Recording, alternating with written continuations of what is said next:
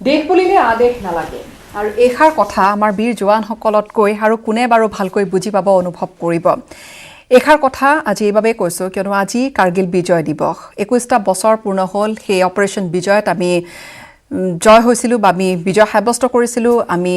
পুনৰবাৰ আমাৰ ত্ৰিৰংগা উৰাবলৈ সক্ষম হৈছিলো যুদ্ধত আমি জয় হৈছিলো পাকিস্তানৰ বিৰুদ্ধে কাৰ্গিল আমি পুনৰবাৰ আমাৰ নিজৰ দখললৈ আনিবলৈ সক্ষম হৈছিলো কাৰ্গিল দিৱসৰে 21টা বছৰে আমি আজি অকনমান উভতি চাম কি ধৰণে আসলতে হে যুদ্ধখন হৈছিল কি ধৰণে আগবাঢ়িছিল 50টা দিন কি ধৰণে যুঁজ এখন চলিছিল আৰু তাৰ পিছত আমি কি শিকিলো প্ৰথমে অনুষ্ঠানত মই সেই সকল শহীদলৈ প্ৰণাম জনাইছো যিসকলে আসলতে আত্মবলিদান দিছিল তেওঁলোকৰ ত্যাগৰ বিনিময়ত আমি আজি সুৰক্ষিত তেওঁলোকে যেতিয়া পহৰা দিয়ে তেওঁলোকে যেতিয়া নিয়োজিত হৈ থাকে সীমান্তত আমি সুৰক্ষিত অনুভৱ কৰো আমাৰ ঘৰবোৰত আৰু তেওঁলোকক প্ৰথমে শ্ৰদ্ধা জনাই তেওঁলোকলৈ শ্ৰদ্ধা নিবেদন কৰি অনুষ্ঠান আৰম্ভ কৰিছো স্বাগতম জনাইছো ডিবেট 18 লৈ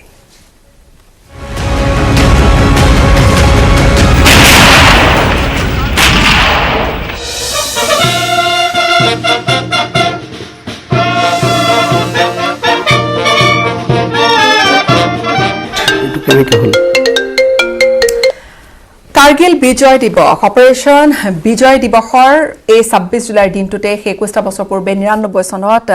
যি এটা পৰিৱেশ আছিল এটা কাৰ্গিলত যি ধৰণৰ এটা যুদ্ধৰ পৰিৱেশ তাৰ মাজতে অপাৰেশ্যন বিজয় সফল হৈছিল আৰু সেই সফলতাৰ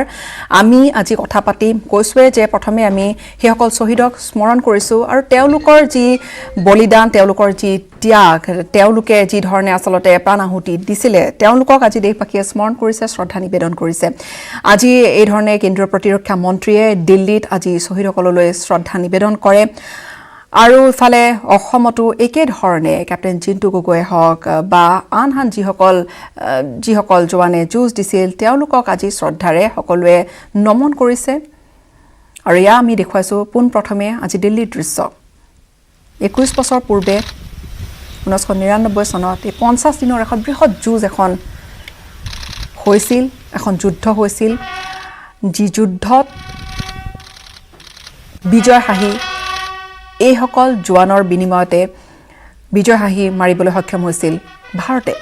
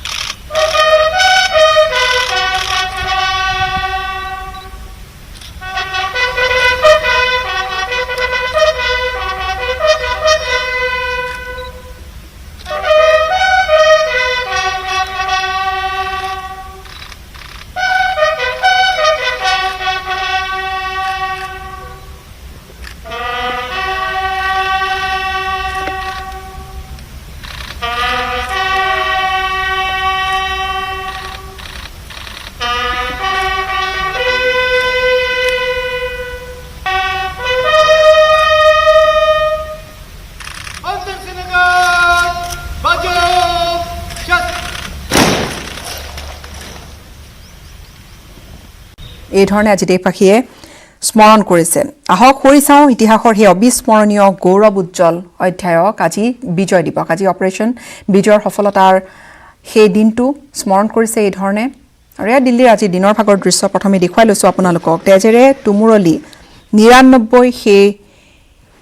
হিৰ উন্নত গান হিম আচ্ছাদিত শিখৰত যেতিয়া নাচি উঠা বিজয় নিশান এই গৌৰৱ উজ্জ্বল অধ্যায় দেশবাসীয়ে স্মৰণ কৰিছে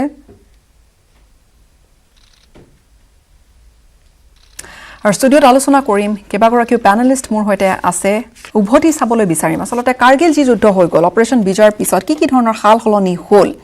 কি ধৰণে আসলতে আমি এই যোদ্ধাসকলক মনত ৰাখিছো তেওঁলোক এতিয়া কি ধৰণে আছে বা গুটিখিনি কথা আলোচনা কৰিম কেইবাগৰাকীও অৱসৰপ্ৰাপ্ত সেনা বিষয়া মোৰ সৈতে আছে অনুষ্ঠানত ডিবেট 18ত আজি কিছু কথা পাতিম কাৰ্গিল সম্পৰ্কীয় আৰু কেৱল কাৰ্গিলেই নহয় স্বাধীন ভাৰতৰ কাৰ্গিল এই যুদ্ধখনৰ এটা বিশেষ এটা তাৎপৰ্য আছে তাৰ পিছত সেনাৰ কেতবোৰ নীতিয়ে হওক বা সেনা বাহিনীৰ কেতবোৰ নীতি নিৰ্দেশনাৰ পৰা আৰম্ভ কৰি বহুখিনি কথা ইয়াত জড়িত হৈ পৰিছে আৰু পেনেলিষ্টসকলক প্ৰথমে চিনাকি কৰাই দিবলৈ বিচাৰিছোঁ প্ৰথমে মই যাবলৈ বিচাৰিম অৱসৰপ্ৰাপ্ত সেনা বিষয়া ব্ৰিগেডিয়াৰ ৰঞ্জিত বৰঠাকুৰ সংযুক্ত হৈছে আৰু লগতে ষ্টুডিঅ'ত মোৰ সৈতে আছে ব্ৰিগেডিয়াৰ বলেন্দ্ৰ কুমাৰ গোস্বামী মই দুয়োগৰাকীকে স্বাগতম জনাইছোঁ নগাঁৱৰ পৰা সংযুক্ত হৈছে কৰ্ণেল গোপীকান্ত ডেকা আপোনাকো স্বাগতম জনাইছোঁ আৰু কিছু সময় পিছতে সম্ভৱতঃ মই সংযোগ হ'বলৈ পাৰিম অৱসৰপ্ৰাপ্ত আন এগৰাকী সেনা বিষয়া বায়ু সেনা বিষয়া কেপ্টেইন দেৱানন্দ গোহাঁইৰ সৈতে মই প্ৰথমে ব্ৰিগেডিয়াৰ ৰঞ্জিত বৰঠাকুৰৰ ওচৰলৈ আহিম কাৰ্গিললৈ যদি আজি আমি উভতি চাওঁ অপাৰেশ্যন বিজয়ৰ কথা যদি আজি আমি পাতোঁ আজি আমি ষ্টুডিঅ'ত এইখিনি কথা যে পাতি আছোঁ উভতি চোৱাৰ লগে লগে প্ৰথম কথা কিষাৰ কথা আপোনাৰ মনলৈ আহে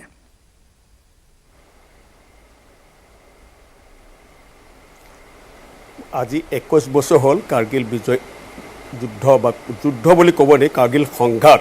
কাৰণ এইটো যুদ্ধ হোৱা নাছিলে এটা লোকেলাইজ এৰিয়াত আমাৰ এইম আছিলে কি কাৰ্গিলত যিখিনি পাকিস্তানী সৈন্যবাহিনী আহিছিলে তেওঁলোকক তাৰ পৰা উলিয়াই দিবলৈ এইখন আমি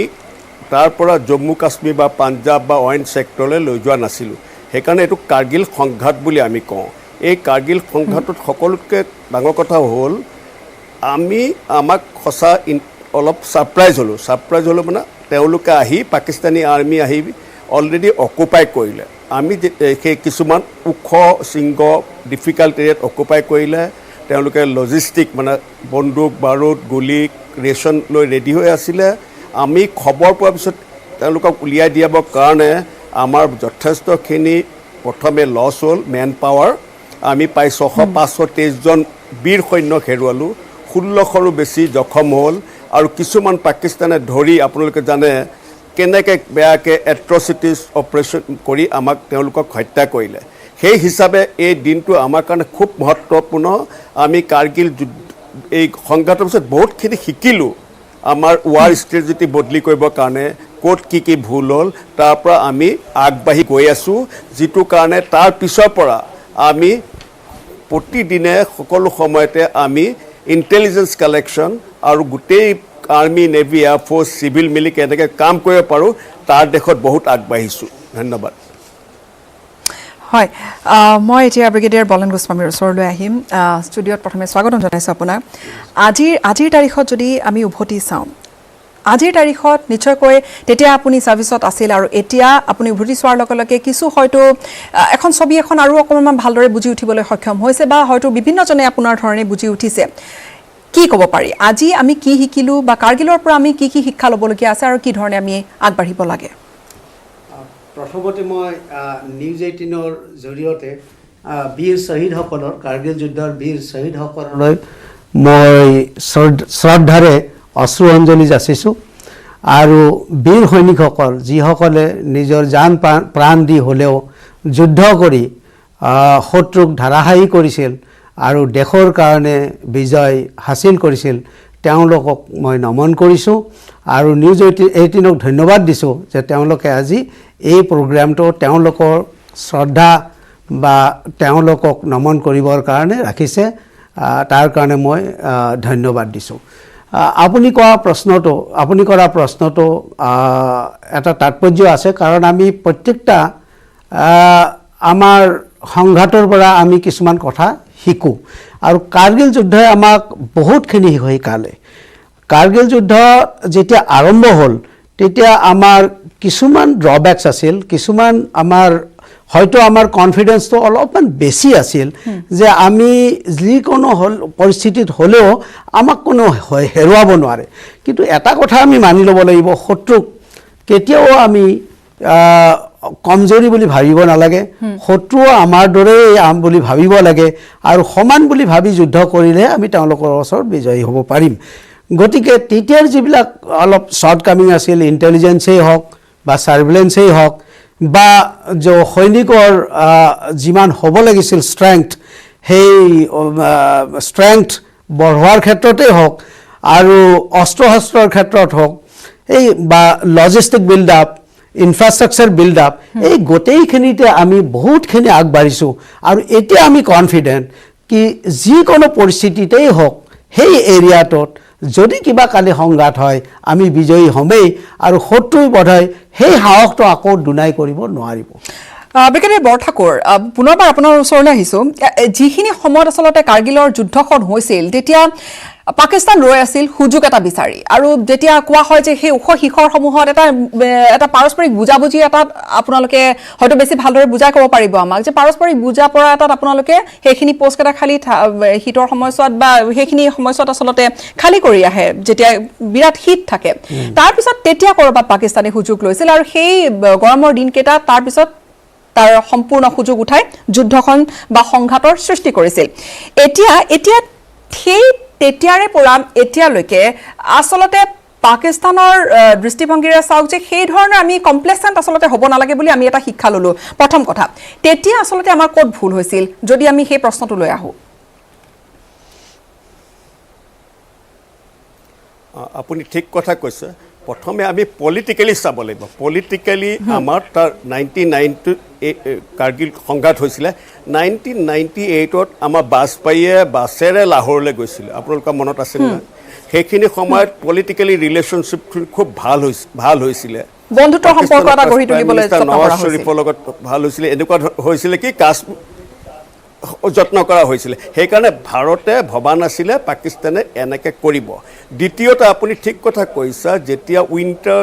হয় সেই ওখ পষ্টটো দুইটা কাণ্ট্ৰিয়ে ভেকেট কৰে খালী কৰে কাৰণ সেইখিনি সময়ত লজিষ্টিক প্ৰব্লেম হয় বৰফৰ মাজত থাকিবলৈ দিগদাৰ হয় এটা আণ্ডাৰষ্টেণ্ডিং আছে দুইটা নিজৰ নিজৰ পিছৰ ফালে জেগালৈ ঘূৰি আহে কিন্তু সেইখিনি সময়ত পাকিস্তানে এইটো প্লেন কৰিছিলে আমি এইটো বহুত পিছত গম পালে যদিও নৱাজ শ্বৰীফে কৈছে তেওঁ নাজানিছিলে বুলি তেওঁলোকে কৈছে পাকিস্তানৰ আৰ্মিয়ে নিজে কৰিছে মুছাৰফে সেইটো খুব সম্ভৱ নহয় মুছাৰফক এটা প্ৰেজেণ্টেশ্যন দিছিলে কেনেকৈ আগবাঢ়িব প্ৰথমে তেওঁলোকে মিলিটেন্টছবোৰ পঠালে আৰু মিলিটেন্টছৰ নামত তাত এটা নৰ্দাৰ্ণ লাইট ইনফেণ্ট্ৰি ব্ৰিগেড আছে তাৰমানে প্ৰায় 10-15,000 তাত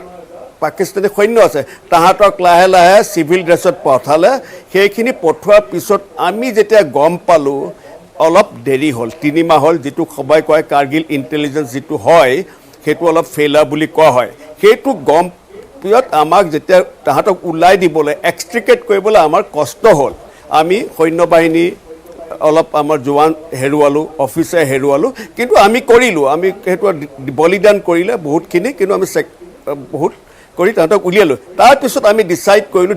কিহৰ কাৰণে এইটো ভুল হ'ল সেইকাৰণে এটা সুব্ৰমণ্যম বুলি সুব্ৰমণ্যম বুলি ওৱান অফ দ্য মষ্ট আৰ্মিৰ বা ডিফেন্স এক্সপাৰ্ট আছিলে তেওঁ এটা কমিটি হেড কৰিছিলে কাৰ্গিল ৰিভিউ কমিটিয়ে আলোচনা কৰি কি ফেইল হ'ল কেনেকৈ ফেইল হ'ল অকল আৰ্মি নহয় আৰ্মি নেভি এয়াৰফ'ৰ্চ চিভিলৰ কি ফেইল হ'ল সকলোকে কৰি ৰিভিউ কমিটি এটা দিছিলে ৰিকমেণ্ডেশ্যন দিছিলে তাৰে লাহে লাহে প্ৰতিফলিত হৈছে এটা ৰিকমেণ্ডেশ্যন মই আৰ্মিৰ ক্ষেত্ৰত ক'ব বিচাৰিছোঁ তেওঁলোকে বেছিকেলি এইটো যুদ্ধত ইণ্টেলিজেঞ্চ ফেইলাৰটো বেছি হ'ল তাৰমানে বহুত ইণ্টেলিজেঞ্চ এজেঞ্চি আছে আপোনালোকে জানে RNW আছে আৰ্মি ইণ্টেলিজেঞ্চ আছে বাকী BSFৰ আছে সকলোৱে ইণ্টেলিজেঞ্চ চামো আমি কোঅৰ্ডিনেশ্যন কৰাত অলপ ভুল হ'ল আৰু আমাৰ পলিটিকেল ইণ্টেলিজেঞ্চ যিটো আমাৰ এম্বেচিবোৰ আছে তেওঁলোকে আমাক অলপমান ইণ্ডিকেশ্যন দিবলৈ ভুল হ'ল সেইকাৰণে এই সুব্ৰমণ্যম কমিটিত খুব ষ্ট্ৰিক্টলি কৈছিলে কি ইণ্টেলিজেঞ্চ কোহেশ্যন কোঅৰ্ডিনেশ্যন খুব ভাল হ'ব লাগে তাৰপিছত আপোনালোকে জানে CDS বুলি কৈছে আৰ্মি নেভি এয়াৰফ'ৰ্চৰ যে মিল হয় একেলগে জইণ্টলি কাম কৰিব পাৰে CDS পষ্টটো ক্ৰিয়েট হ'ল চিফ অফ ডিফেন্স ষ্টাফ আজি 2-3 বছৰ আগতে যোৱা বছৰ জেনেৰেল বিপিন ৰাৱত আমাৰ চিফক এইটো CDSটো হেড কৰিছে যাতে গোটেইখিনি 3টা ছাৰ্ভিচে মিলি কাম কৰিব পাৰে তাৰপিছত দিল্লীত খুলিছিলে ডিফেন্স ইণ্টেলিজেঞ্চ এজেঞ্চি বুলি এটা খুলিলে মই তেতিয়া যেতিয়া খুলিলে 2002ত মোৰ সৌভাগ্য আছিলে তাতে মই পষ্টিঙো কৰিছিলোঁ প্ৰথমে আৰম্ভ কৰিছিলোঁ ডিফেন্স ইণ্টেলিজেঞ্চ এজেঞ্চি খুলিলে টেকনিকেল ইণ্টেলিজেঞ্চ বহুত বহালে যিমান টেকনিকেল ইনষ্ট্ৰুমেণ্ট আছে য'ত ছেটেলাইট ইমেজাৰী হওক ছিগনেল ইণ্টেলিজেঞ্চ হ'ল আজিকালি NTRO বুলি এটা অৰ্গেনাইজেশ্যন খুলিলে গোটেই তেওঁলোকে খবৰবোৰ দিয়ে তো বহুতখিনি আগবাঢ়িলোঁ ইণ্টেলিজেঞ্চ ক্ষেত্ৰত বহুখিনি ছবি সলনি হোৱা দেখিলোঁ আপোনাৰ আহিম আপোনাৰ ওচৰলৈ মই আন এগৰাকী অৱসৰপ্ৰাপ্ত সেনা বিষয়া কৰ্ণেল গোপীকান্ত ডেকাৰ ওচৰলৈ যাম নগাঁৱৰ পৰা তেওঁ সংযুক্ত হৈছে প্ৰথমে আপোনাক স্বাগতম জনাইছোঁ কৰ্ণেল ডেকা আচলতে এই যে ড্ৰাইভিং ফ'ৰ্চ আপোনালোকে যেতিয়া এখন সংঘাতলৈ আগবাঢ়ি যায় যেতিয়া এখন যুদ্ধ হয় তেখেতে খুব ইয়াং অফিচাৰ্ছখিনিৰ কথা কৈছে য'ত আমি কাৰ্গিল যুদ্ধই হওক বা আন ক্ষেত্ৰতো হওক আমি ইয়াং অফিচাৰ্ছখিনিক আমি এটা লিডিং পজিশ্যন এটাত আমি দেখা পাওঁ বা কাৰ্গিলৰ ক্ষেত্ৰতো তেনেকুৱা আমি দেখিছোঁ আমি বহুকেইগৰাকী ইয়াং অফিচাৰ্ছক আমি হেৰুৱাইছোঁ সেই সংঘাতৰ সময়ছোৱাত সেই ড্ৰাইভিং ফ'ৰ্চটো কি আচলতে যে আগবাঢ়ি যাব লাগে বা আমি ইয়াত জয় হ'ম কি বুলি ভাবে আপোনালোকৰ সেই ড্ৰাইভিং ফ'ৰ্চ সেই মটিভেশ্যন কি থাকে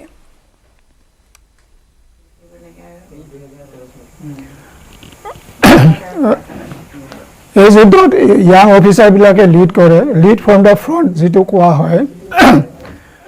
মটিভেশ্যন দৰকাৰ হয় সকলোৱে আগবাঢ়ি যায় আৰু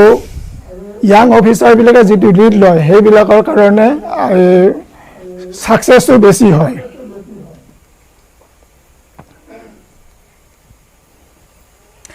আপোনাৰ এই মুহূৰ্তত যদি আপোনাক উভতি চোৱা সেইখন ছবিৰ কথা যদি আপোনাক সোধো একেটা প্ৰশ্নলৈ আপোনাৰ ওচৰলৈ লৈ যাওঁ আপুনি কি ক'ব বিচাৰিব কাৰ্গিল সেই ৯৯ কাৰ্গিল আৰু আজিৰ কাৰ্গিল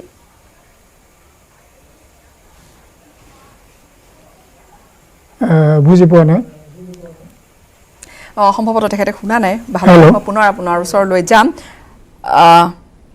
মই আহিছোঁ আন এগৰাকী অৱসৰপ্ৰাপ্ত বায়ুসেনা বিষয়া কেপ্টেইন দেৱানন্দ গোহাঁইৰ ওচৰলৈ কেপ্টেইন গোহাঁই আপুনি বায়ুসেনাৰ ফালৰ পৰা সেই সময়ত আপুনি ছাৰ্ভিচত আছিল এতিয়া এটা নিশ্চয়কৈ কাৰ্গিল সংঘাতৰ সময়ছোৱাত বা যুদ্ধৰ সময়ছোৱাত এটা আৰ্মি আৰু এয়াৰ ফ'ৰ্চ এটা খুব এটা সামঞ্জস্য এটা আছিল বা কোঅৰ্ডিনেটেড এখন যুঁজেৰে বা কোঅৰ্ডিনেশ্যন এটাৰ মাজেৰে আপোনালোক আগবাঢ়ি গৈছিল অকণমান যদি আমাক ছবিখন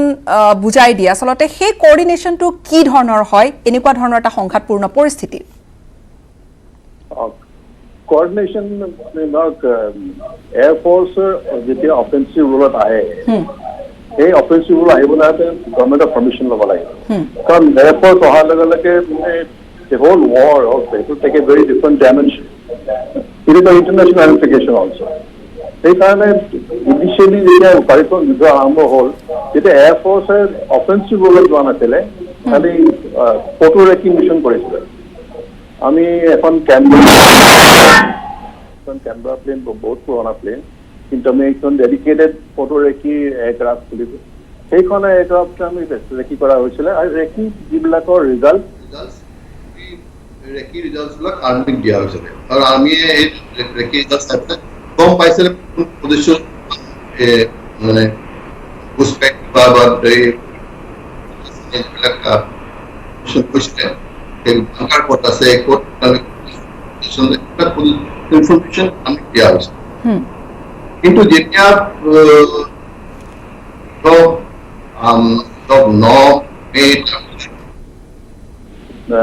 মে ফাৰ্ষ্ট উইক ছেকেণ্ড উইকত যেতিয়া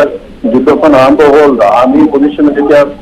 বহুত বেছি কেজুৱেল লোৱা আৰম্ভ কৰিলে তেতিয়াহে আৰ্মিয়ে গৈ পেলাই এয়াৰ ফ'ৰ্চক ছাপৰ্টৰ কাৰণে কৰিছিলে that was about 26th of May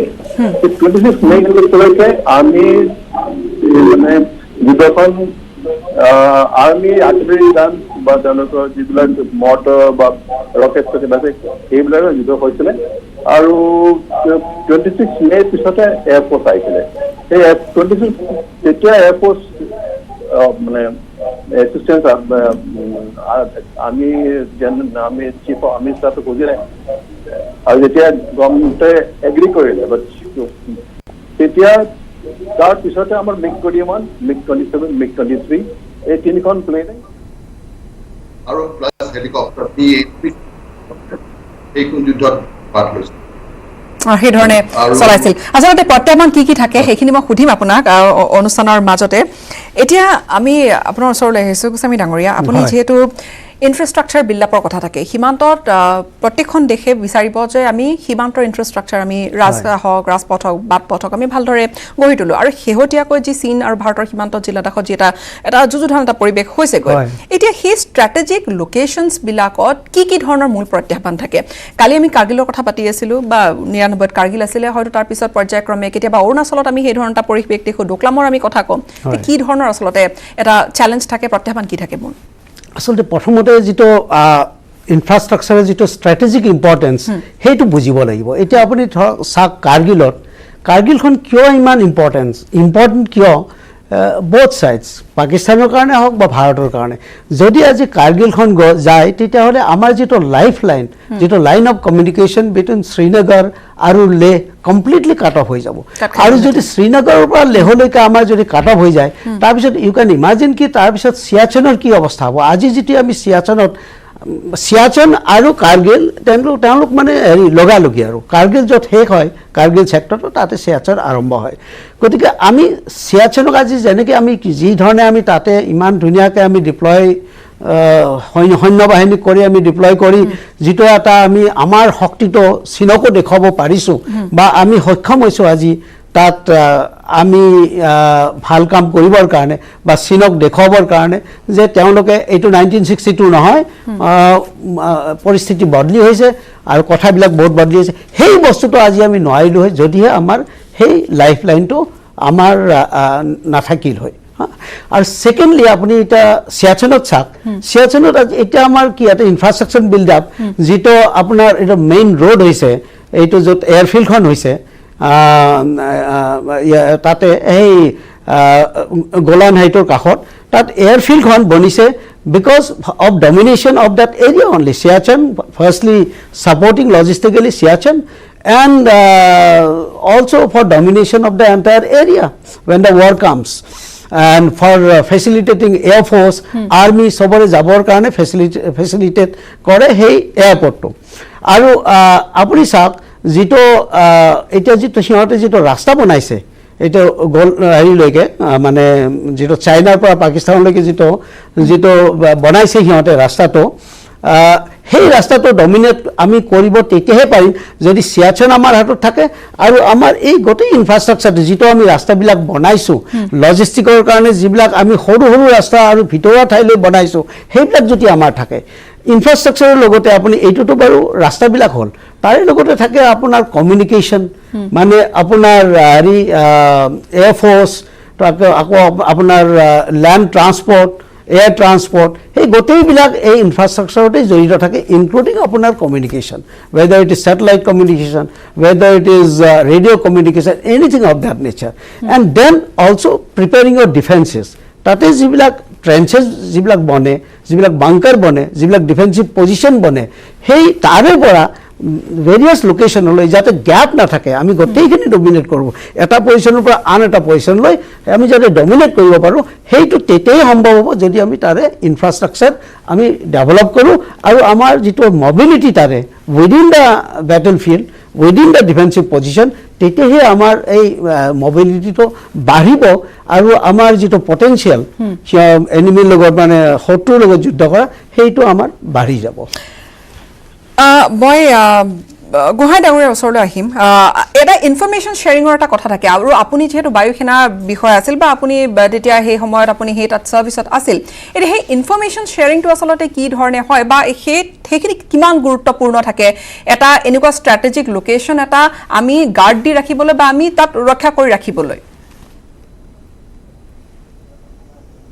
যুদ্ধৰ আগৰ বিষয়ে কৈছে ডিউৰিং দ্য ৱাৰ বিষয়ে দুইটা সময়তে ইনফৰমেশ্যন তেনেকৈ দিব এইটো কোঅৰ্ডিনেটেড ইনফৰমেশ্যন হ'বই লাগিব between army navy and air force সেইটো হৈ থাকে গতিকে before the war air force has to be tasked যে আমি এইখিনি এৰিয়া আমাৰ we have to keep it under surveillance okay But during the war, it is almost day-to-day basis, almost minute-to-minute basis. There is a coordination of information sharing. Our information, we have the advantage of being from the air. We have our specific surveillance aircraft. Jar auto, surveillance karo paro, photo record paro. এইবিলাক information share হয় কাৰ্গিলৰ সময়ছোৱাত কাৰ্গিল সংঘাতৰ সময়ছোৱাত আমাৰ মূল challenge কি আছিল তেতিয়া সেই কমিউনিকেশ্যন শ্বেয়াৰিঙে হওক বা কমিউনিকেশ্যনৰ ক্ষেত্ৰত আমাৰ তেতিয়া কি আছিল পৰিৱেশটো যুদ্ধখন হোৱাৰ পিছত যুদ্ধখন যেতিয়া আৰম্ভ হৈ গ'ল তেতিয়া immediate 21st of June we almost lost a Canberra aircraft doing photography. He was hit by missiles from the ground. Okay, and thereafter when we have realized that importance of the surveillance by air, we বেলেগ aircraft অনা হ'ল কিন্তু কথাটো হ'ল যে হেৰি আমাৰ coordination between the Air Force and Army, it had suffered because we didn't somehow know the extent of preparedness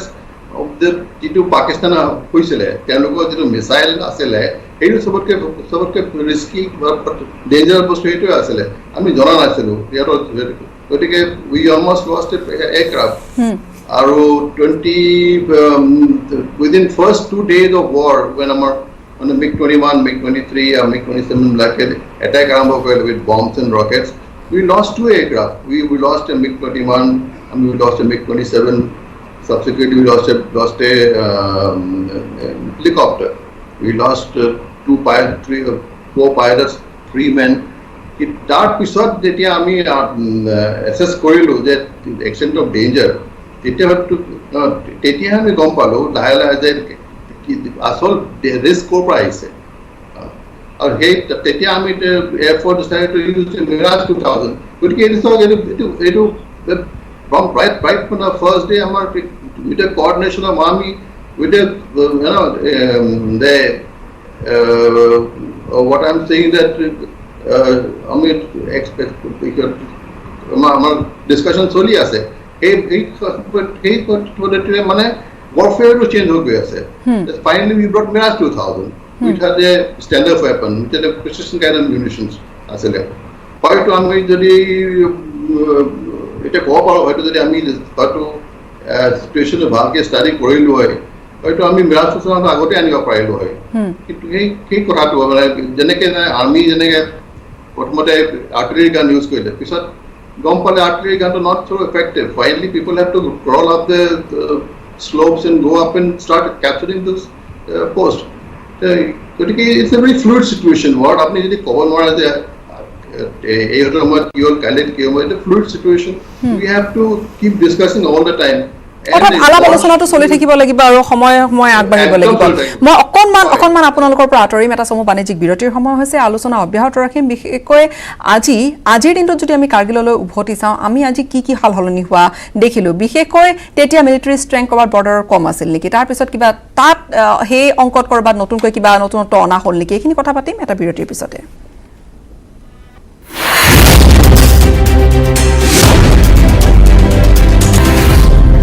বিৰতি এটাৰ পিছত পুনৰ স্বাগতম জনাইছোঁ মই কৰ্ণেল ডেকাৰ ওচৰলৈ যাম নগাঁৱৰ পৰা তেওঁ সংযুক্ত হৈ আছে আপোনালৈ এই প্ৰশ্নটো যে সেইখিনি সময়ত কৰবাত যি বৰ্ডাৰ যিমান এটা ফৰ্চৰ এটা ষ্ট্ৰেংথ হ'ব লাগিছিলে তেতিয়া কৰবাত কম আছিল নেকি আৰু তাৰ পৰা শিক্ষা লৈ এতিয়া কি ধৰণৰ হৈছে এটা কম ষ্ট্ৰেংথ অকণমান কম থকা বুলি আচলতে বিভিন্ন মহলত চৰ্চা হৈছিল বা বিভিন্নজনে সেই ধৰণৰ কেতবোৰ কেতিয়াবা কথা কয় আপুনি কি কয়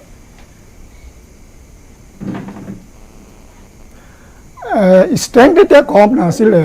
ষ্ট্ৰেংথটো নৰ্মেল থাকে কিন্তু কি হৈছিলে সেই সময়ত যিটো মেইন হাইটছবিলাক আছিলে মাউণ্টেইন আমাৰ বৰ্ডাৰত তাত অকল পেট্ৰলিং কৰা আছিলে তাত ফিজিকেল অকুপেশ্যন নাছিলে সেই সুবিধাটো পাকিস্তানী ফ'ৰ্চে লৈ সেই হাইটবিলাক সিহঁতে অকুপাই কৰিলে সেইকাৰণে আমাৰ প্ৰব্লেম হ'ল ফ'ৰ্চৰ কম নাছিলে ফ'ৰ্চ ঠিকে আছিলে কিন্তু ফ'ৰ্চবিলাক মানে হাইটছবিলাক ইম্পৰ্টেণ্ট পষ্টবিলাক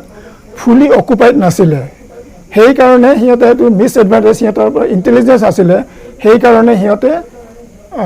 এইটো অকুপাই কৰিলে তেতিয়া আমি যেতিয়া গম পালোঁ অকুপাই তেতিয়া আমি কমপ্লিট কাৰ্গিল যুদ্ধখন এইটো recapture of lost post lost ridge lines lost heights সেইটোহে যুদ্ধ হ'ল আমি বা সিহঁতে এটেক কৰিছে বা আমি এটেক কৰা সিহঁতে অলৰেডি অকুপাই কৰিলে আমাৰ পোষ্টবিলাক আমাৰ ডমিনেটিং হাইটছবিলাক সেই হাইটছবিলাক ৰিকেপচাৰ কৰিবৰ কাৰণে পুৰা কাৰ্গিল যুদ্ধখন কৰিব লগা পৰিলে আমি হয় ব্ৰিগেডিয়াৰ বৰঠাকুৰ যেহেতু আমি তেখেতসকলে গোটেইখিনি কথা আচলতে পৰ্যায়ক্ৰমে গোটেইখিনি কথা পাতি গৈ থকা যায়গৈ এতিয়া আচলতে সেই সময়ৰ পৰা এই সময়লৈকে আপুনি কৈছে যে কিছু কমিটিৰ ৰেকমেণ্ডেশ্যনছ আছে আপুনি ভাবেনে সেই গোটেই ৰেকমেণ্ডেশ্যনছবিলাক সম্পূৰ্ণৰূপে পইণ্ট টু পইণ্ট কাৰ্গিল যুদ্ধৰ পিছত যিখিনি ৰেকমেণ্ডেশ্যনছ অনা হৈছিল সেইখিনি পুৰা পইণ্ট টু পইণ্ট গোটেইখিনি দিয়া হৈছে বা সেইখিনি কাৰ্যকৰী কৰা হৈছে নে আৰু কি কৰিবলৈ আমি এতিয়াও লাগিব নে আপুনি ভাবে নেকি যে এদিন আমি কাৰ্গিলৰ কথা পাতোঁ দেশবাসীয়ে কিন্তু তাৰপিছত আমি সেই ধৰণে যি ধৰণে আচলতে এটা ভাবিব লাগে বা যি ধৰণৰ এটা আলাপ আলোচনা হ'ব লাগে গুৰুত্ব দিব লাগে সেইখিনি গুৰুত্ব কৰবাত দিয়া নহয়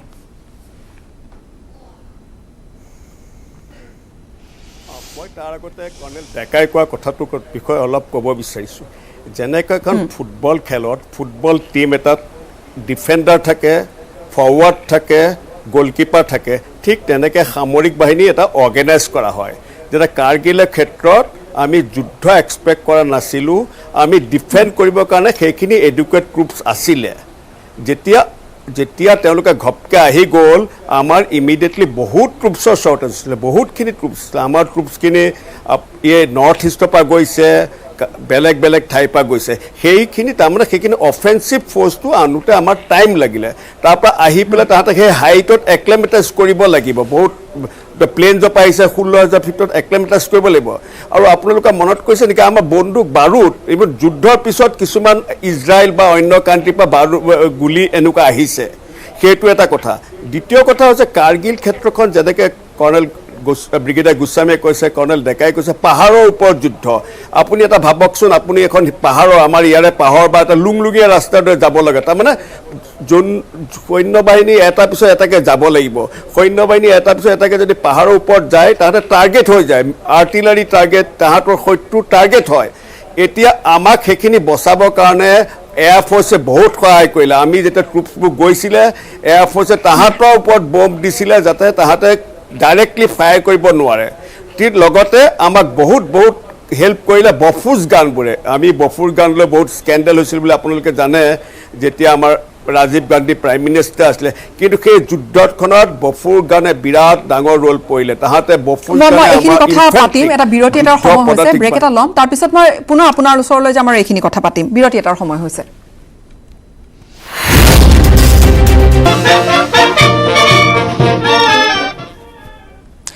বিৰতি এটাৰ পিছত পুনৰবাৰ স্বাগতম জনাইছোঁ এইবাৰ ক'বলৈ বিচাৰিছোঁ এগৰাকী ৬৬ বছৰীয়া অৱসৰপ্ৰাপ্ত কেপ্টেইনৰ কথা ঘনকান্ত কেওট আৰু তেওঁ বৰ্তমান তেজপুৰত আছে তেজপুৰৰ আমাৰ সাংবাদিক হেমন্ত তেওঁৰ সৈতে আছে হেমন্ত তেওঁক মই সুধিবলৈ বিচাৰিছোঁ আপোনাৰ জৰিয়তে এই যি ধৰণে তেওঁ আচলতে তেওঁৰ হাতখনত এতিয়া প্ৰচেষ্টাকৈ চিলাই তেওঁ লৈ ফুৰিছে কিন্তু আজিও দেশ মাতৃৰ আহ্বান বুলি ক'লে তেওঁ যুদ্ধত নামিবলৈ তেওঁ সাজু এই যে অদম্য সাহস আচলতে ক'ৰ পৰা আহিছিল বা কি ক'বলৈ বিচাৰিব তেওঁ যদি আজি কিবা কথা স্মৰণ কৰিবলৈ বিচাৰে বা কাৰ্গিলৰ বীৰ গাথাই আচলতে কি ভাবে তেওঁ কেনেকৈ অনুপ্ৰাণিত কৰে নতুন প্ৰজন্মসকলক বা এই জোৱানসকলক কেনেকৈ সেই কাৰ্গিলে কি ধৰণে অনুপ্ৰেৰণা যোগায় হেমন্ত গীতাশ্ৰী দেশ মাটি বুলিলে যি আৱেগ সেয়া যেন বুজাব নোৱাৰি আজিও তেওঁৰ দেহত স্পষ্ট আঘাতৰ সেই 25টাকৈ চিলাই অদম্য সাহস তেওঁ ক'ৰ পৰা পায়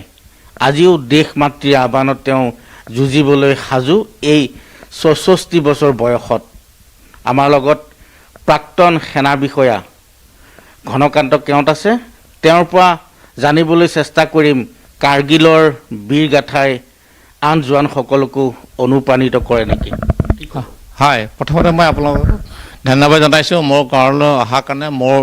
খবৰ খাতি ল'বৰ কাৰণে আপোনালোক যেতিয়া আহিলে তাৰ বাবে আপোনালোকক মই ধন্যবাদ জনাইছোঁ দ্বিতীয়তে যেতিয়া সৈনিকত যেতিয়া মই ভৰ্তি হৈ গ'লোঁ তেতিয়া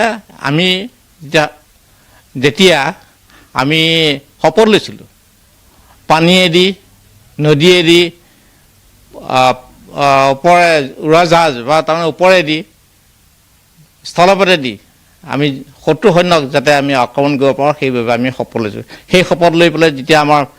সৈনিকৰ কামত যেতিয়া আমি আৰম্ভ কৰিলোঁ তেতিয়া আমি আমাৰ শৰীৰত এনেকুৱা তেজৰ পিৰপনি উঠে যে আমি নিশ্চয় ভাৰতবাসীক ৰক্ষা কৰিবৰ কাৰণে আমি সকলো দৃঢ় প্ৰতিজ্ঞ আমি আমাৰ ভাৰতবাসী সদায় বচাই ৰাখিব লাগিব সেই মনোভাৱেৰে আমি নিজৰ কামবিলাক কৰি গৈছিলোঁ সত্য যিটো শুদ্ধ সেয়া আমি নিজেই প্ৰমাণ কৰি দেখুৱাইছিলোঁ যে আমি নিশ্চয় জয়ী হ'ম আৰু যিসকলে কাৰ্গিল যুদ্ধত লাগি আছিলে সকলো সৈনিক তেওঁলোককো মই অভিনন্দন জনাইছোঁ যে তোমালোকে দেশৰ হকে কাম কৰি গৈ থকা যাতে পিছুৱাই নহা সেই মুহূৰ্তত মোৰ লগত যিসকল সৈনিক আছিল তেওঁলোককো মই উৎসাহিত কৰি পেলাই মই নিজেই আঘাতপ্ৰাপ্ত হৈও তেওঁলোকক মই আগুৱাই লৈ গৈছিলোঁ। হেমন্ত, মই পুনৰ আপোনাৰ ওচৰলৈ যাম। ব্ৰিগেডিয়াৰ বৰঠাকুৰ, ইয়াৰ পূৰ্বে আপোনাৰ সৈতে কিছু আলাপ আলোচনা কৰি আছিলোঁ। মোৰ এটা প্ৰশ্ন আছে যে আমি যি ধৰণে ২৬ জুলাইৰ দিনটো মনত ৰাখিছোঁ বা ৬২ যুদ্ধ হৈছিলে, তাৰপিছত ৭১ এখন যুদ্ধ এখন গৈছে, তাৰপিছত কাৰ্গিলৰ আমি এটা সংঘাত আমি দেখিলোঁ। এতিয়া কাৰ্গিলৰ এটা বিশেষ গুৰুত্ব এটা আছে দেশৰ গোটেই প্ৰতিৰক্ষা ক্ষেত্ৰখনতে, কিন্তু আজি ২৬ জুলাইৰ কথাটো যেতিয়া আমি কম, ক'ৰবাত আপুনি ভাবে নেকি যে যি ধৰণৰ এটা মৰ্যাদা পাব লাগে সেইসকল বিষয়া বা জোৱানসকলে, তাত ক'ৰবাত আমি অকল এদিনীয়া আমি স্মৰণ কৰোঁ, এনেকুৱা ক'ৰবাত আপোনাৰ ভাৱ মনলৈ আহে নেকি? মই সেইটো কথা মোৰ মনলৈ বহুতবাৰ আহে। মই কাৰ্গিল যুদ্ধৰ বীৰসকলৰ কথা কোৱা নাই, ইনফেক্ট সামৰিক বাহিনীৰ কথা কৈছোঁ। আৰ্ম ফ'ৰ্চেছৰ যিখিনি মানুহে তেওঁলোকে মই ভালকৈ পেঞ্চন পাওঁ। মই কয় সামৰিক বাহিনী যিখিনি ৰিটায়াৰ হয়, আমি ডেফিনেটলি চৰকাৰে আমাক পেঞ্চন দিয়ে। কোনোবা যুদ্ধত কেজুৱেলিটি হ'ল, মৃত্যু হ'ল, কোনোবা ডিছেবল হ'ল, তেওঁলোকক চৰকাৰে যথেষ্ট পইচা ফাইনেন্সিয়েলি দিয়ে। কিন্তু মোৰ দুখ এইটো কাৰণ লাগে, পাব্লিকৰ যিটো আৰ্মিৰ প্ৰতি ৰেচপেক্ট বা শ্ৰদ্ধা থাকিব লাগে সেইটো বিশেষ নাই। মই বহুতবাৰ এইটো ফিল কৰিছোঁ বহুত ক্ষেত্ৰত। সেইকাৰণে মই বাৰে প্ৰতি কৈছোঁ, ইণ্ডিয়ান আৰ্ম ফ'ৰ্চেছে সদায় বলিদান দিবলৈ ত্যাগ আছে, এতিয়াও দিব। আৰু যদি অকণমান ৰেচপেক্ট পায়, সেইটো যদি আমি আনিবলৈ চেষ্টা কৰোঁ, সেইটো খুব ভাল কথা হ'ব। পইচা নালাগে, ছাপৰ্ট নালাগে, কিন্তু এই মৰেল ছাপৰ্ট যিটো লাগে, মৰম যিটো, ৰেচপেক্ট যিটো, এজন x servicemen, army, paramilitary forces হওক, তেওঁলোকে এইটো ভাবে। আমি সদায় ভাবোঁ কি আমি আগতে যিটো আছিলে সেইটো ডেফিনেটলি বিকজ অফ ৱৰ্ল্ডখন বদলি হ'ল, কমাৰ্চিয়েলাইজেশ্যন হৈ গ'ল, বেলেগ ধৰণৰ কথা হ'ল, কিন্তু ডেফিনেটলি কম হৈছে। কিন্তু সেইটো বেলেগ কাণ্ট্ৰি, স্পেচিয়েলি আমেৰিকাত নাই। আমেৰিকাত যদি এজন মৃতক আহে, আফগানিস্তানত যদি আমেৰিকান চলজাৰ এজন প্লেনেৰে লৈ পেলাই আফগানিস্তান লৈ যায়, তেওঁক কেনেকুৱা ৰেচপেক্ট দিয়ে। মই আমেৰিকা যাবলৈ সুবিধা পাইছোঁ, বহুত সৰু এৰিয়াত গৈছোঁ, টাউনত, প্ৰতি জেগাতে ডিফেন্সৰ প্ৰতি, আৰ্ম ফ'ৰ্চেছ প্ৰতি বহুত বড়ি ৰেচপেক্ট আছে। সেইটো আমি অলপ লাহে লাহে আনিব লাগিব, নহ'লে ডিফেন্স ফ'ৰ্চেছে কাম কৰি যাব। আজি জনসাধাৰণৰ বা চিভিলিয়ানছৰ সেইখিনি আমাৰ দায়িত্ব। আমি এইখিনি কথাতে আমি কেপ্টেইন জিন্তু গগৈৰ কথা ক'ম, যিগৰাকীৰ নাম লোৱাৰ লগে লগে আমাৰ বুকু হয়তো ফুলি উঠে, কিয়নো এইবাবে তেওঁ বীৰ অসম মাতৃৰ বীৰ সন্তান এগৰাকী। কিন্তু তেওঁৰ ক্ষেত্ৰতে আজিৰ দিনটোত তেওঁক লৈ বহুতে আক্ষেপ কৰিছে যে তেওঁক কোৱা হৈছিল যে চৰকাৰীভাৱে তেওঁক শ্ৰদ্ধা জনোৱা হ'ব বা প্ৰশাসনৰ তৰফৰ পৰা সেই ধৰণৰ কিছু ব্যৱস্থা কৰা হ'ব। ওচৰ চুবুৰীয়াই বহুখিনিয়ে এইখিনি কথা কৈছে যে আমাৰ সাংবাদিকৰ আগত যে প্ৰতিশ্ৰুতি দিয়া হৈছিল, কিন্তু সেই ধৰণৰ অনুষ্ঠান তেওঁলোকে চৰকাৰৰ তৰফৰ পৰা বা প্ৰশাসনৰ তৰফৰ পৰা সেই ধৰণৰ অনুষ্ঠান তেওঁলোকে নেদেখিলে। তেওঁলোকে ভাবিছিল আৰু কিছু অকণমান কৰা হ'ব, কিয়নো অনুপ্ৰেৰণাটো এনেকেই যোগাব লাগিব, নহয় জানো নৱপ্ৰজন্মক। এতিয়া আমাৰ ভাৰতীয় সেনা, ব্ৰিগেডিয়াৰ আপোনাৰ ওচৰলৈ আহিছোঁ। ভাৰতীয় সেনা যি গোটেই পৃথিৱীৰ ভিতৰতে আমেৰিকান সেনাৰ কথা ক'লে, আমেৰিকান সেনাক কি ধৰণৰ এটা ৰেচপেক্ট দিয়া হয় আমি সেয়া সকলোৱে জানো। ভাৰতীয় সেনা গোটেই পৃথিৱীৰ ভিতৰতে এটা ভাৰতীয় সামৰিক বাহিনী এটা যথেষ্ট এটা মজবুত বাহিনী, যথেষ্ট শক্তিশালী বাহিনী এটা, যাৰ তুলনা নাই। এতিয়া তেনেকুৱা বাহিনী এটাৰ লগতে ঠিক আছে, কিন্তু তাৰ ডিপ্ল'মেটিক কথাখিনিও নিশ্চয়কৈ আহিব এখন যুদ্ধৰ সময়ত, বিশেষকৈ কাৰ্গিলৰ কথাৰ পৰা আৰম্ভ কৰোঁ। এই ডিপ্ল'মেটিক কথাখিনি কিমান এটা গুৰুত্ব থাকে বা পলিটিকেল যিটো এটা ছিটুৱেশ্যন থাকে এখন দেশৰ, সেইখিনি কিমান এটা গুৰুত্ব থাকে? এইটো আচলতে তেখেতে ৰঞ্জিত বৰঠাকুৰ ডাঙৰীয়াই কৈছেই অলৰেডি যে আমাক যি ধৰণে ৰেচপেক্ট দিব লাগিছিল, বাহিৰা দেশবিলাকত যি ধৰণে ৰেচপেক্ট দিয়ে তেওঁলোকৰ সেনাবাহিনীক, সেইটো আমি পোৱা নাই। সেইটো হয়তো at the time of independence আছিল, ব্ৰিটিছ যেতিয়ালৈকে আছিল, তাৰপিছত লাহে লাহে লাহে লাহে এইটো কমি গ'ল। আৰু মানুহৰ মাজতো সেইটো জাগৰণ নাই যে আজি আৰ্মিয়ে কি কৰি আছে দেশৰ কাৰণে। আজি চাওক, আৰ্মি আছে কাৰণেই কাশ্মীৰ ভাৰতৰ লগত আছে, মই সেইখিনি ডাঠি ক'ব পাৰোঁ। আৰ্মি আছে কাৰণে হয়তো আজি পাঞ্জাৱ আমাৰ লগত আছে। আৰ্মি মানে ডিফেন্স ছাৰ্ভিচেছ, তিনিওটা ছাৰ্ভিচ, মানে মই ছাৰ্ভিচৰ কথা কৈছোঁ, আছে কাৰণে আজি নৰ্থ ইষ্ট আছে। ইণ্ডিয়াৰ মেপখন যিখন, সেইখন ইনটেক্ট আছে, and credit goes to the defence services. আজি তেখেতে কৈছে বেলেগ দেশত কেনেকুৱাকৈ মানে সন্মান। আজি আপুনি কাৰ্গিল যুদ্ধখনেই লওক, কাৰ্গিল যুদ্ধত যিটো পৰিৱেশত আমাৰ ইণ্ডিয়ান আৰ্মিয়ে যুদ্ধ কৰিছে যিটো টেৰেইন কণ্ডিশ্যন তেনেকুৱা কণ্ডিশ্যনত বোধহয় কোনো এখন দেশৰ কোনো সৈনিকে মানে সাহস নকৰিব তেনেকুৱা 14,000 to 18,000 and stiff absolutely almost about 50 to 60 degrees তেনেকুৱা এনিমিক ডিছলজ কৰি নিজে দুমহৰ ভিতৰত সেই 300 কিলোমিটাৰ গোটেইখিনি অকুপাই কৰিছে গোটেইখিনি ৰিকেপচাৰ কৰিছে it's an example in the whole world which is very rarely recognised recognise কৰি এতিয়া মই ডিপ্ল'মেটিক কথাখিনি লৈ আহিছোঁ আমি আলোচনাৰ পূৰ্বে এইখিনি আলোচনা কৰিছোঁ এটা ডিপ্ল'মেটিক কথাৰ কিমান গুৰুত্ব থাকে বা সেই সময়ত কি আছে চাওক আপোনাক যদি পলিটিকেল উইলটো নহয় ইণ্ডিয়ান আৰ্মি কি কৰিব ইণ্ডিয়ান আৰ্মিৰ যিটো আমাৰ যিটো ট্ৰেইনিং আমাৰ যিটো কেপেবিলিটি গোটেইখিনি ডিপেণ্ড কৰে পলিটিকেল উইলৰ ওপৰত এতিয়া আপুনি দেখিছে সেইদিনাখন লাডাখত যিটো হৈছিল তাত আপুনি পলিটিকেল উইলটো দেখিছে আপুনি প্ৰাইম মিনিষ্টাৰ নিজে গৈ সেই পিছতে প্ৰাইম মিনিষ্টাৰ গ'ল ডিফেন্স মিনিষ্টাৰ গ'ল দেশক দেখুৱালে যে গোটেই পলিটিকেল উইলটো আমাৰ ইণ্ডিয়ান আৰ্মিৰ লগত আছে আৰু তাৰ পৰা আমাৰ বহুত সাহস বাঢ়ে কি আমি যিটো কৰোঁ তাত আমি politically will get the full support কাৰণ after all in India set up is such কি আমাক পলিটিকেল ছাপৰ্ট লাগিবই আৰু পলিটিকেল উইল যেতিয়ালৈকে নহয় তেতিয়ালৈকে ইণ্ডিয়ান আৰ্মি 99 কথা ক'লে কি হ'ব হা 99 কি ধৰণৰ আছিল 99 যেতিয়া সিজ ফায়াৰ হৈছিল 99 অটল বিহাৰী বাজপেয়ী আছিল আৰু অটল বিহাৰী বাজপেয়ী মই তেওঁক ধন্যবাদ দিম বহুত কথাত আৰু এটা কথা চাওক তেওঁ তিনিটা কণ্ডিশ্যন ৰাখিছিল সেই সময়ত মই আপোনাক কৈ দিওঁ তিনিটা কণ্ডিশ্যন তেওঁ এটা ৰাখিছিল যে সিজ ফায়াৰ তেতিয়াহে হ'ব যদিহে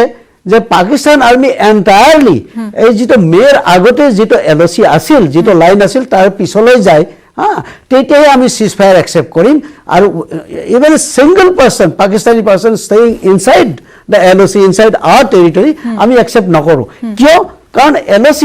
যেতিয়া আমাৰ সিজ ফায়াৰ হ'ব তাৰপিছত য'ত যেনেকুৱা যদি পাকিস্তান আৰ্মি কিবা এটা জেগাত আছে সেইখিনি জেগা পাকিস্তানৰ হৈ যাব গতিকে এইটো একচেপ্টেবল নহয় that was a very clever move তাৰপিছত তেওঁ কৈছিল যে আমি এইটো এস্কেলেট হ'ব নিদিওঁ it is a localised war আৰু ইয়াতেই থাকিব এস্কেলেট তাৰ পৰা আমাৰ অসুবিধা বহুত হৈছিল যদি এস্কেলেট হ'ল হয় তেতিয়াহ'লে কি হ'লে আমি যদি তাত অফেন্সিভটো এনেকুৱা হৈছে আমি হেড অন কলিজন হৈছে ষ্টেলমেট হৈছে আৰু এনেকুৱা পৰিৱেশত আমি যুদ্ধ কৰিব লগা হৈছে যে গোটেই মানে পাহাৰবিলাক বগাই বগাই যুদ্ধ কৰিব লগা হৈছে তাত আমি এটা ছেকেণ্ড ফ্ৰণ্ট খুলিব পাৰিলোঁ হয় আৰু সেই প্ৰেছাৰটো যিটো প্ৰেছাৰ কাৰ্গিলত আছিল সেইটো আমি বহুতখিনি কমাই দিব পাৰিলোঁ হয় আৰু সিহঁতক ফ'ৰ্চ কৰিব পাৰিলোঁ হয় তাৰ পৰা সিহঁতে উইথড্ৰ কৰিবৰ কাৰণে আৰু আমি যিখিনি বলিদান দিব লগা হ'ল তাত সেইখিনি চাগে বহুত কমি গ'ল হয় কিন্তু আমাৰ সেইটো হ'ব নোৱাৰিলে দেৰ মে বি পলিটিকেল কম্পালশ্যন উইচ মানে মই সেইটো এপ্ৰিচিয়েট কৰোঁ আৰু থাৰ্ডলি তেওঁ কৈছিল যে ইণ্ডিয়াই LOCটো ক্ৰছ নকৰে মানে যিয়েই নহওক মানে উই আৰ নট এন এগ্ৰেছৰ আমি ডিফেণ্ড কৰিছোঁ আমাৰ পুৰা ৰাইট আছে এইটো আমাৰ এৰিয়া আমাৰ জেগা আমাৰ দেশ আমাৰ টেৰিটৰী আমি ডিফেণ্ড কৰিছোঁ যোৱা নাই আৰু সেইটো কাৰণে আমি US-ৰ ছাপৰ্ট পালোঁ আৰু আপুনি মন কৰিব USA আমাক ছাপৰ্ট দিলে আৰু 4 জুলাই যিদিনা US-ৰ ইণ্ডিপেণ্ডেন্স ডে সেইদিনাখনেই মানে নৱাজ শ্বৰীফক মাতি নি US-ক মাতি নি কম্পেল কৰি আৰু সেইদিনাখন ডিক্লেয়াৰ কৰোৱালে যে হেৰি মানে তেওঁলোকে উইথড্ৰ কৰিব পাকিস্তান ইণ্ডিয়াৰ পৰা উইথড্ৰ কৰিব LC ৰিকগনাইজ LC ৰিকগনাইজ মানে ভাৰ্চুৱেলি ডিফেক্টো সেইটোৱে বৰ্ডাৰ সেইটোৱে যে বৰ্ডাৰ এতিয়া আমি ইণ্টাৰনেশ্যনেলি এটা ৰিকগনিশ্যন পাই গ'লোঁ এইটোৰ পৰা আৰু সেইটো it was a very clever move যে মানে ইণ্টাৰনেশ্যনেলি আমি পুৰা ছাপৰ্ট কৰিছিলোঁ কথা এটা খুব গুৰুত্বপূৰ্ণ ভূমিকা তাত আছে মই এটা চমু বাণিজ্যিক বিৰতি ল'ম পুনৰবাৰ বিৰতিৰ পিছত পুনৰ উভতিম স্বাগতম গ্ৰুপ কেপ্টেইন দেৱানন্দ গোহাঁই মোৰ সৈতে সংযুক্ত হৈছে এই মুহূৰ্তত আপোনালৈ এটা প্ৰশ্ন যে সকলোৱে জানে যে পাকিস্তান যথেষ্ট এটা এডভান্টেজিয়াছ পজিশ্যন এটাত আছিল তেতিয়া কিন্তু তেনেকুৱা এটা টেৰেইনত তেতিয়া আমি MiG-21 MiG-23 আমি উৰুৱাই আছিলোঁ আপোনাৰ বায়ুসেনাৰ বিষয়ে অকণমান জানিবলৈ বিচাৰিছোঁ তেতিয়া তেনেকুৱা এটা টেৰেইনত বা তেনেকুৱা ইমান উচ্চতাত কি প্ৰত্যাহ্বান থাকে তেনেকুৱা বিমান এখন চলোৱা আৰু এতিয়া তাত কি হাল সলনি হৈছে বা এতিয়া নতুনত্ব কি অনা হৈছে যেতিয়া যুদ্ধখন আৰম্ভ হ'ল আমি যেতিয়া MiG-21 MiG-27 ইউজ কৰিলোঁ ফাৰ্ষ্ট 2 days ভিতৰত আমি গম পালোঁ যে MiG-21 MiG-23 is not a suitable platform these planes were made for conventional weapon আৰু শত্ৰু আছিল আমাৰ হাইটত পাহাৰৰ ওপৰত at a very fortified position আৰু তেওঁলোকৰ বাংকাৰৰ ভিতৰত আছিলে আৰু that needed very accurate kind of weapon আৰু হাইটত আৰ্মিও ক'ব তেওঁলোকৰ artillery also' not very accurate কাৰণ হাইট বঢ়াৰ লগে লগে effectiveness of all weapons reduces because every weapon is calculated for delivery at a lower level, sea level. All calculations based on sea level. গতিকে আৰু এইটো হয় তাহলে 15,000 20,000 প্ৰফিট হয় গতিকে লাহে লাহে যদি আমি গম পালো যে these weapons are not effective, then we had to go for a much advanced weapons. Our advanced weapon আছিল আমাৰ খালি Mirage 2000 and Mirage 2000 with a laser guided bomb যেতিয়া লাহে লাহে attack বিলাক আৰম্ভ কৰিলে and we saw that with Mirage 2000 the attack become much more effective. They destroyed targets like Tiger Hill, Monte Carlo, or not only destroyed and obliterated from the earth. Iman effect. গতিকে Air Force তেনেকে লাহে লাহে with their effectiveness of weapon, which they realizes at a later stage, after losing 2 fighters and 1 helicopter. And যেতিয়া Air Force weapon become effective, it helped in softening the target. মই কোৱা নাই যে Air Force হয়তো যুদ্ধখন জিকিছে কিন্তু Air Force নোহোৱা হলে হয়তো আৰ্মি ক্যাজুয়ালিটি আৰু বেছি হয় এটা গুৰুত্বপূৰ্ণ ভূমিকা এটা আছিলে সেয়া কোনেও হয়তো নুই নকৰে কৰ্নেল ডেকা আচলতে পাকিস্তান যি ধৰণৰ এটা খুব এডভান্টেজেছ পজিশ্যন এটাত আছিলে আমাৰ বহুত ডিসএডভান্টেজেছ আছিলে কিন্তু কি আছিল সেই বিশেষ এটা মন্ত্ৰ বা কি আছিল এটা বিশেষ যাদু যিয়ে আমাক জয় কৰাইছিলে বা আমি আজি বিজয় দিৱস উদযাপন কৰি আছো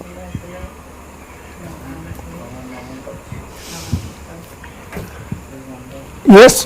পাকিস্তানে সেই সময়ত আমাৰ গোটেই হাইটবিলাক ডমিনেট কৰি আছিল কিন্তু আমাৰ যেটো গ্ৰাউণ্ড লেভেলত ট্ৰুপছবিলাকৰ মোটিভেশ্যন লেভেলটো খুব হাই আছিলে আৰু যেটো লিডিং আছিলে সেই লিড কৰা মানুহবিলাক বা ইয়াং অফিচাৰ্ছবিলাক আছিলে সেইকাৰণে আমাৰ এটা এডভান্টেজ আছিলে যে আমি সেইকাৰণে আমি জিকিব পাৰিছিলোঁ বা সিহঁতক প্লেচ কৰিব পাৰিছিলোঁ That was the number 1. Second thing, our যেটো ফোর্স মাল্টিপ্লায়ার লাগিছিল হেইটো আমি পাইছিলো মানে মুভমেন্ট টু সুইফট আছিলে রিইনফোর্সমেন্ট আছিলে মোবিলাইজেশন বহুত কুইকলি হৈছিলে সেই কারণে আমি হিয়তক পাকিস্তান ফোর্সক পৰা আমি যেটো ডমিনেটিং হাইটস আমাৰ এৰিয়াৰ পৰা হিয়তক উইথড্ৰ কৰিবৰ কাৰণে ফোৰ্স কৰিব পাৰিছিলো ধন্যবাদ ব্ৰিগেডিয়াৰ বৰঠাকুৰ আসলতে বৰ্ডাৰ মেনেজমেন্ট বুলি যেতিয়া কোৱা হয় বৰ্ডাৰ মেনেজমেন্টত অৰ্থাৎ আমি যি ধৰণৰ এটা পৰিবেশ দেখো যে বৰ্ডাৰ সদায় আমি বিশেষকৈ অৰুণাচল প্ৰদেশৰ আমি কেতিয়াবা কথা কওঁ বা ডোকলামৰ কথা কওঁ কেতিয়াবা এতিয়া সেই বৰ্ডাৰ মেনেজমেন্টত আমাক নতুনকৈ কি শিকালে কাৰ্গিলে কিন্তু তাৰ পিছতো প্ৰশ্নটো এইভাবে সুধিছো কিয়নো তাৰ পিছতো আসলতে আমি দেখিছো যে কৰবাত কেতিয়াবা আমি চীনৰ পৰা সংকিত হ'বলগীয়া হয় বা এটা আমি পৰিবেশৰ সন্মুখীন হ'বলগীয়া হয় কেতিয়াবা পাকিস্তানে কৰবাত সিজ ফায়াৰ ভায়োলেশন কৰি থাকে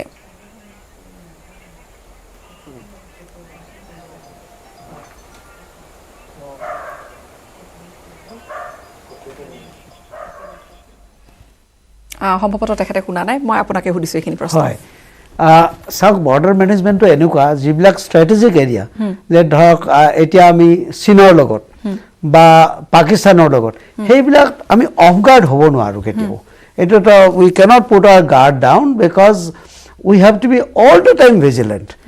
24/7 we have to be vigilant আৰু আমাৰ যিবিলাক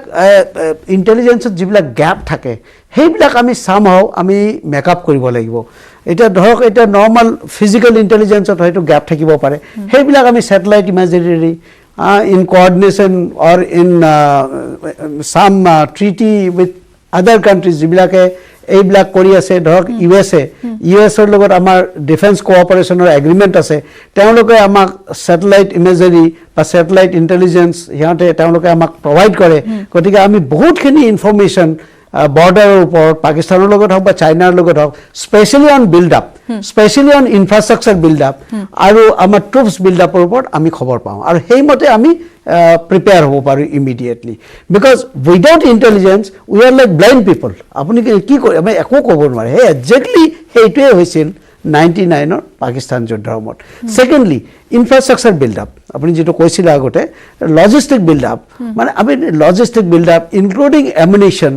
including equipment, surveillance equipment, then coordination with various other agencies. Etia intelligence or apuni sauk IB logot, RAR logot, ami coordinate koribo lagibo. State police or logot, intelligence or logot, plus intelligence network build up. Asal to peace time mode, border management. আমাৰ লোকেলৰ পৰা আমি local মানুহৰ পৰা intelligence মানে actual intelligence তেওঁলোকৰ পৰা পোৱা যায় আৰু সেইটো বিল্ড আপ কৰিব লাগিব কোঅৰ্ডিনেশন বিল্ড আপটো না মানে এই মই কৈছো যে ইন্টেলিজেন্স বিল্ড আপ আপুনি বাৰু কিছুমান ইনস্ট্ৰুমেন্টেৰে আপুনি ইন্টেলিজেন্স ল'ব পাৰে আৰু কিছুমান ফিজিক্যালি থ্ৰু পিপল থ্ৰু আপোনাৰ এজেন্টৰ থ্ৰুৰে আপুনি ল'ব পাৰে সেই এজেন্টবিলাক কোন হ'ব আপুনি সিভিলিয়ান যিবিলাক লোকেল মানুহ সিহঁতে কোন আহিছে কোন নাই সিহঁততকৈ আৰু বেছি ইনফৰমেশ্যন ভাল ইনফৰমেশ্যনটো কোনো দিব নোৱাৰে কাৰণ সিহঁত লোকেল আৰু পাকিস্তানৰ ফৰ এক্সাম্পল পাকিস্তান সিহঁতৰে মানুহ সিহঁতৰ গোটেই কালচাৰেলি বা জিঅ'গ্ৰাফিকেলি সিহঁত ছেইম কিন্তু সিহঁতৰ কথাবিলাক বুজি পায় আৰু এই যে কাৰ্গিল যুদ্ধটো প্ৰথম ইনফৰমেশ্যন এজন শেপাৰ্ডে দিছিল তাৰমানে তেওঁ মানে হেৰি কৰে জন্তু মানে হেৰি কৰিব চৰিব গৈছিল হয় যাওঁতে তেওঁ ইনফৰমেশ্যনটো পাইছিল গতিকে বৰ্ডাৰ মেনেজমেণ্টত এটা হ'ল আমাৰ ইনফৰমেশ্যন কালেকশ্যন ইনফৰমেশ্যন শ্বেয়াৰিং এইটো বৰ ইম্পৰ্টেণ্ট আৰু একৰ্ডিংলি আমাৰ troop build up logistic build up যেনেকৈ আমি ইয়াতে এতিয়া কৰিলোঁ against China logistic build up infrastructure build up communication মোৰ হাতত বৰ বিশেষ সময় নাই মই শেষত ব্ৰিগেডিয়াৰ বৰঠাকুৰ আপোনাৰ ওচৰলৈ পুনৰবাৰ আহিছোঁ এই প্ৰশ্নটো লৈ যে মডাৰ্ণাইজেশ্যন অফ আৱাৰ ডিফেন্স ফৰ্চেছ তাৰ ওপৰত কিমান গুৰুত্ব দিয়া হৈছে বুলি আপুনি ভাবে প্ৰশ্নটোৰ সৈতে মই অনুষ্ঠান সামৰিম তাৰ আগতে মই এটা কথা ক'ব বিচাৰিছোঁ যুদ্ধখন আৰ্মিয়ে কৰে কিন্তু পলিটিকেল অবজেক্টটো গভৰ্ণমেণ্ট অফ দিয়ে সেইটো ডিচাইড কৰে দ্য হায়েষ্ট লেভেলত ফৰ এক্সাম্পল 1971ত আমাৰ এইম আছিলে কি আমি বাংলাদেশ লিবাৰেট কৰিম সেইখিনি এইম গভৰ্ণমেণ্টে দিছে চেণ্ট্ৰেল গভৰ্ণমেণ্টে আৰ্মিক দিছে কি তোমালোকে এইটো কৰিব লাগিব তেতিয়া মানেকশ্বক আছিলে চিফ তেওঁক জগজীৱন ৰামে কৈছিলে মাৰ্চতে যাবলৈ কি মাৰ্চত গৈ তুমি বাংলাদেশ যোৱা তেওঁ ক'লে আমি নোৱাৰোঁ আমাক টাইম লাগিব ডিচেম্বৰত যাম চ' পলিটিকেল অবজেক্টিভটো গভৰ্ণমেণ্টে দিয়ে আৰ্মিয়ে এক্সিকিউট কৰে অকল আৰ্মিয়ে নহয় আৰ্মি গোটেইখিনিয়ে মিলি কৰে ঠিক তেনেকৈ কাৰ্গিলত পাকিস্তানৰ অবজেক্টিভ আছিলে সেই ৰাস্তাটো শ্ৰীনগৰ লেহটো কাটিব লাগে শ্ৰীনগৰ লেহটো কাটিলে তেওঁলোকে আমাৰ ওপৰত বাৰ্গেনিং কৰিব কাশ্মীৰ প্ৰব্লেমটো হল কৰা তাহাঁতৰ ফালে কৰিব কাৰণে সেইটো তেওঁলোকে এইম আছিলে আমাৰ এইম আছিলে অকল পলিটিকেল এইম সেইখিনিৰ পৰা তাহাঁতক উলিয়াই দিব লাগিব আৰু সেইখিনি সময়ত 99ত আমি দুইখন কাণ্ট্ৰি নিউক্লিয়াৰ হৈছিলে 1998ত দুইখনৰ কাণ্ট্ৰি নিউক্লিয়াৰ বম আছিলে সেইকাৰণে ডেফিনেটলি কনচাৰ্ণ আছিলে ইণ্ডিয়া বা US ইভন পাকিস্তান কি এখন যুদ্ধ বেছি ডাঙৰলৈ নহয় আমাৰ লিমিটেড টাইম আছিলে কাৰ্গিল সেইখিনি কাম কৰা ইভন এয়াৰ ফ'ৰ্চক ইনষ্ট্ৰাকশ্যন দিছিলে কি তোমালোকে বৰ্ডাৰ ক্ৰছ নকৰিবা তো পলিটিকেল এইমটো পলিটিচিয়ানে গভৰ্ণমেণ্টে ছেট আপ কৰে যিটোৱে আৰ্মিয়ে এক্সিকিউট কৰে এতিয়া আপোনাক কওঁ এই 2000 এতিয়া যিটো হ'ল 99ৰ পৰা এতিয়ালৈ বহুতখিনি কাম হৈছে কিন্তু এতিয়াও বহুত বাকী আছে ইনফ্ৰাষ্ট্ৰাকচাৰ ডেভেলপমেণ্ট আৰু বহুত কৰিব লাগিব এতিয়া আপোনালোকে দেখিছে লাডাখত তাহাঁতৰ চাইনিজৰ একদম লাষ্ট পোষ্টলৈকে গাড়ী আহে মোবাইল কমিউনিকেশ্যন আছে কিন্তু এতিয়াও আমাৰ অৰুণাচলত যাওক আমাৰ জোৱানবোৰে 3 দিন 4 দিন 5 দিন খোজকাঢ়িব লাগিব সেই লজিষ্টিকখিনি আমি এতিয়াও কমজোৰ আছোঁ ছেকেণ্ডলি মেড ইন ইণ্ডিয়া আছে আমি প্ৰতিবাৰ বস্তু ডিফেন্সৰ ইকুইপমেণ্ট বাহিৰৰ পৰা ল'ব লগা হৈছে আমাৰ যিটো মেক ইন ইণ্ডিয়া ডেভেলপমেণ্ট কৰা আৰু জোৰ দিব লাগিব থাৰ্ডলি মই এটা ইয়াৰ ওপৰতে জোৰ দিলে হয়তো আৰু আমি অধিক মোৰ সময় হাতত শেষ হৈ আহিছে মই ক্ষমা বিচাৰিছোঁ গোটেইখিনি কথা মই সম্পূৰ্ণ কৰিব নোৱাৰিলোঁ কিন্তু আটাইকেইগৰাকীকে বিশিষ্ট অতিথিকে মই ধন্যবাদ জ্ঞাপন কৰিছোঁ এইখিনি কথা আপোনালোকে কাৰ্গিল সম্পৰ্কীয় আৰু কাৰ্গিল আৰু আজিৰ দিনৰ যি এটা তুলনা সেইখিনি কথা আপোনালোকে খুব সুন্দৰকৈ আলোচনা কৰিলে আমাক বহুখিনি কথা আপোনালোকে জনালে অনুষ্ঠানৰ ইয়াতে সামৰণি মাৰিব লাগিব আজি বিজয় দিৱস আমি এই ধৰণে সকলোৱে মনত ৰখাটো উচিত আৰু প্ৰত্যেক দিনে আচলতে আমি সেইসকল শ্বহীদৰ আমি ত্যাগ বলিদান মনত ৰখাটো উচিত তেতিয়াহে আমি এখন দেশ হিচাপে আগবাঢ়িম কিয়নো তেওঁলোকে যি ধৰণৰ ত্যাগ কৰিছে তাৰ বাবে আমি এই ধৰণে আছোঁ আমি সুৰক্ষিত হৈ আছোঁ তেওঁলোকৰ ওচৰত সেই বলিদান দিয়া সেই জোৱানসকলৰ ওচৰত যিসকলে যুদ্ধ জয় কৰিছিলে যিসকল ঘূণীয়া হৈছে তেওঁলোকৰ ওচৰত আমি চিৰঋণী ইয়াৰে সৈতে অনুষ্ঠান সামৰিছোঁ ধন্যবাদ